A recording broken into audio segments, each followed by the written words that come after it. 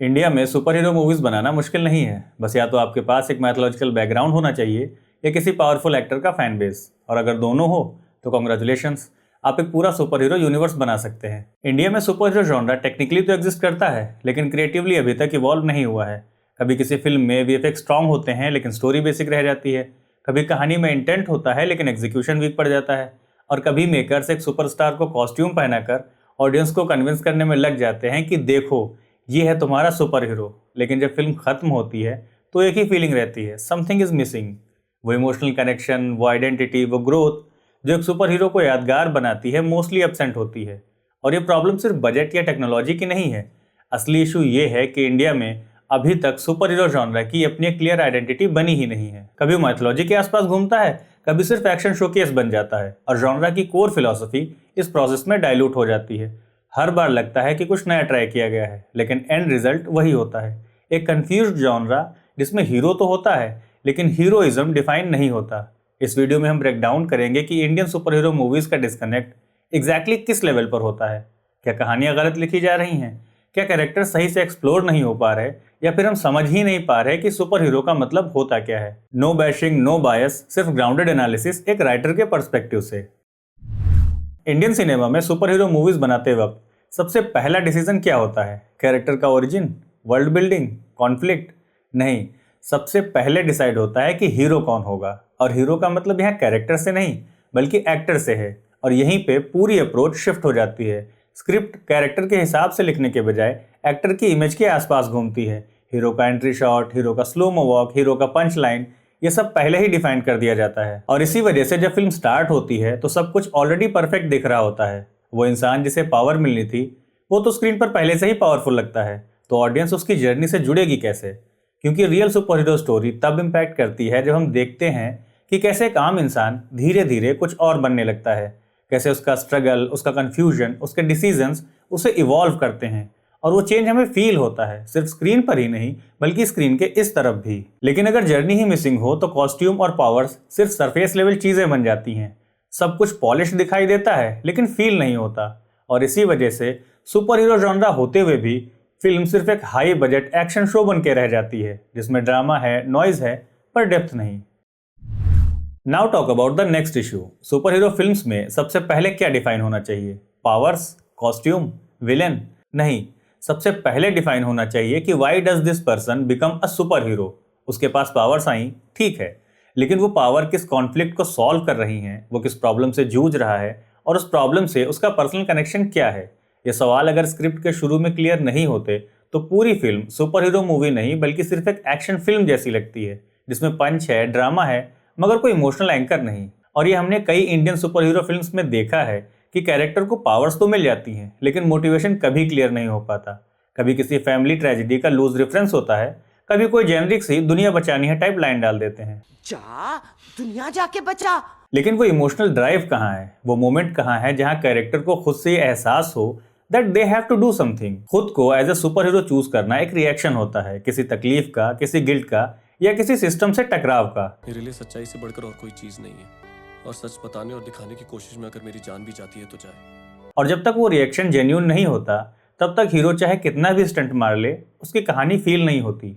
अब यहाँ हॉलीवुड का एग्जाम्पल देने की जरूरत ही नहीं है। हमारे अपने इंडियन एग्जाम्पल्स में भी जब मोटिवेशन क्लियर होती है, चाहे वो रिवेंज हो, रिडेम्पशन हो या जस्टिस, तो ऑडियंस कैरेक्टर से ऑटोमेटिकली कनेक्ट हो जाती है। और एक आयरनी ये भी है कि पावर्स मिलने का सीन तो हमेशा ड्रामेटिक होता है, लेकिन उस पावर का मतलब क्या है ये सीन अक्सर या तो स्किप कर दिया जाता है या उसे एक मोन्टाज में छुपा दिया जाता है। रिजल्ट, ऑडियंस को पावर तो दिखती है मगर पर्पस नहीं, और जब पर्पस मिसिंग हो तो क्लाइमैक्स में सेक्रीफाइस हो या विक्ट्री, सब फ्लैट लगता है। सुपर हीरो होने का मतलब सिर्फ पावर्स पाना नहीं होता, क्योंकि अगर सिर्फ पावर से ही कोई सुपर हीरो बनता तो बैटमैन के पास तो कोई पावर नहीं है।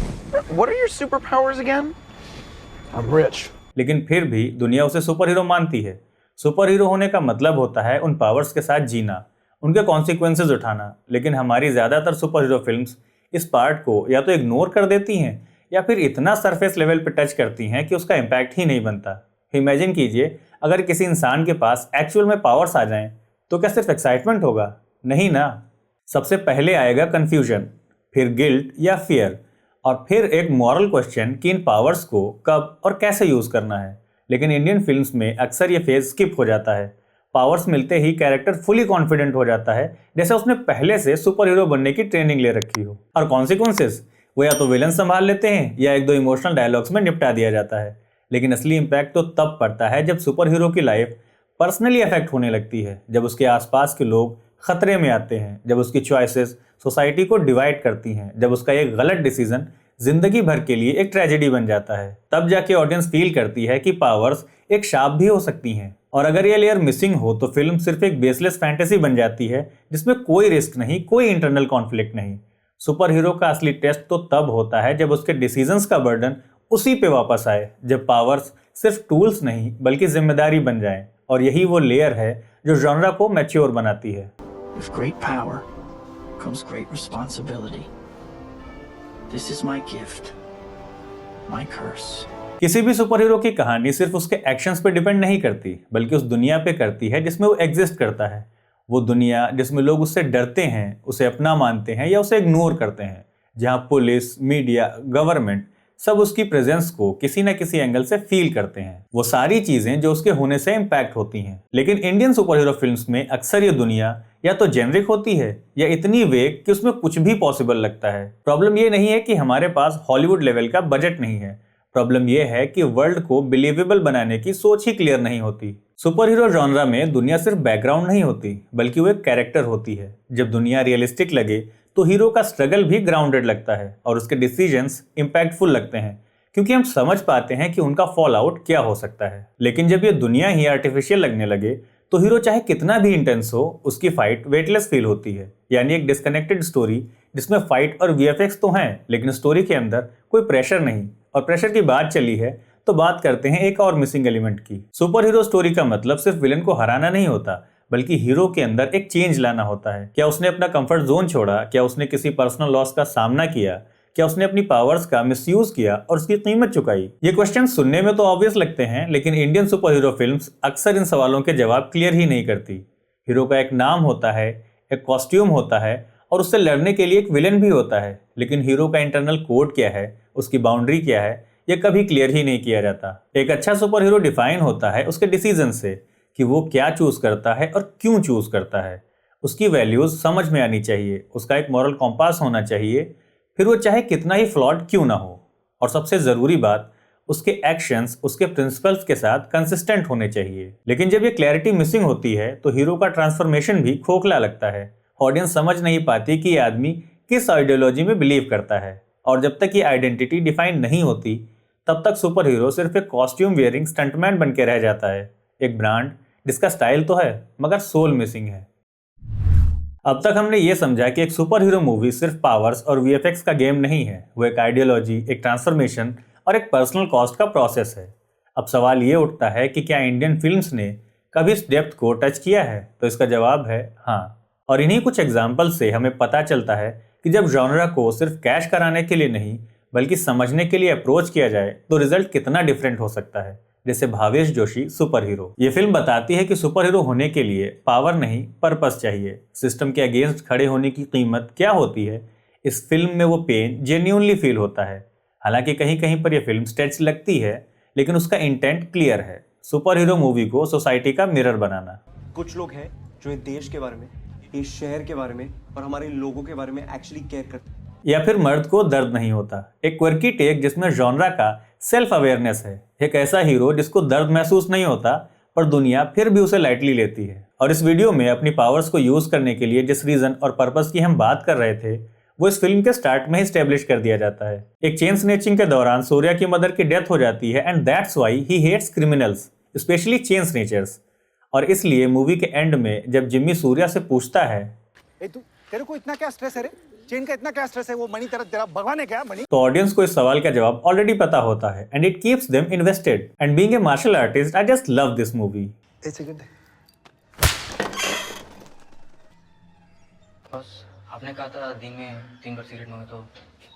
फिर आती है मिन्नल मुरली, जिसमें सुपर हीरो जॉनरा को विजुअल स्टाइल और कैरेक्टर डेप्थ के साथ ट्रीट किया गया। स्पाइडरमैन, बैटमैन, सुपरमैन का नाम सुना है? नहीं, कौन से गांव के हैं ये? इस फिल्म का विलन भी एक प्रॉपर ट्रेजिक फिगर है और स्टोरी एक रियल आर्क फॉलो करती है। हीरो और विलन दोनों की अपनी एक जर्नी है और ये फिल्म उस जर्नी को बहुत ही खूबसूरत तरीके से दिखाती है। अगर कुछ और एग्जांपल्स की बात करें तो वीरन और माँ वीरन। वीरन एक सिंसियर अटेम्प्ट था जहां पावर्स को एक स्मॉल टाउन बैकड्रॉप में प्लेस किया गया बिना फोर्स कॉमेडी या क्रिंज बनाए, और माँ वीरन ने तो पूरी कहानी को साइकोलॉजिकल मेटाफर बना दिया, एक वॉइस जो हीरो के अंदर की फाइट को रिप्रेजेंट करती है, यानी सुपर पावर नहीं, सुपर विल पावर पे फोकस। वीर उसके पैर को धक्का देता है और वो गिर जाता है। इन सब फिल्म्स में एक चीज कॉमन है, इन्होंने सुपर हीरो को पहले इंसान बनाया फिर आइकॉन, और शायद इसी वजह से कई सारे फ्लॉज के बावजूद भी ये फिल्म्स सुपर हीरो जॉनरा के लिए होपफुल एग्जांपल्स हैं। सुपर हीरो मूवीज के बारे में इतना सब समझने के बाद इन द एंड एक फाइनल सवाल बचता है कि आखिर सुपर हीरो मूवीज बनाना इतना मुश्किल क्यों है? क्योंकि ये जॉनरा सिर्फ स्पेक्टेकल नहीं, स्ट्रक्चर की भी डिमांड करता है। इसमें एक लॉजिक छुपा होता है, एक ग्रामर होती है जिसमें हर पावर का एक रूल होता है, हर डिसीजन या एक्शन का एक रिएक्शन, और इस सबसे पहले एक दुनिया बिल्ड करनी पड़ती है जहां ये सब बिलीवेबल लगे। और अगर हम सिर्फ केप, मास्क या फ्लाइंग किक को ही सुपर हीरो मूवी समझने लगे तो फिर वो बस एक एक्शन फिल्म ही रह जाती है जो सिर्फ पैकेजिंग में अलग होती है, कंटेंट में नहीं। अभी तक हमारी प्रॉब्लम ये रही है कि या तो हम सुपर हीरो जॉनरा को उतना सीरियसली लेते ही नहीं, या फिर इतना सीरियसली ले लेते हैं कि बिना ग्राउंड वर्क के ही एक सिनेमैटिक यूनिवर्स लॉन्च करने लगते हैं। लेकिन दोनों एक्सट्रीम्स फेल करते हैं। कामयाबी तब आती है जब फिल्म मेकर जॉनरा को समझने का पेशेंस रखता है और उसमें अपना देसी एंगल ढूंढने का करेज भी। सुपर हीरो मूवीज बनाने का इसके अलावा कोई फॉर्मूला नहीं है, कोई शॉर्टकट नहीं है। कई बार ये कहा जाता है कि इंडिया में सुपर हीरो जॉनरा का फ्यूचर क्लियर नहीं है, लेकिन शायद प्रॉब्लम फ्यूचर की नहीं बल्कि प्रेजेंट की समझ में है। ऑडियंस कब से रेडी है, उन्होंने एक्शन भी देखा है और इमोशंस भी, पर जब तक हम जॉनरा के ग्रामर को समझने से पहले उसका सिलेबस डिजाइन करने की कोशिश करते रहेंगे, तब तक जो भी बनेगा वो या तो अधपका लगेगा या किसी और फिल्म की कॉपी।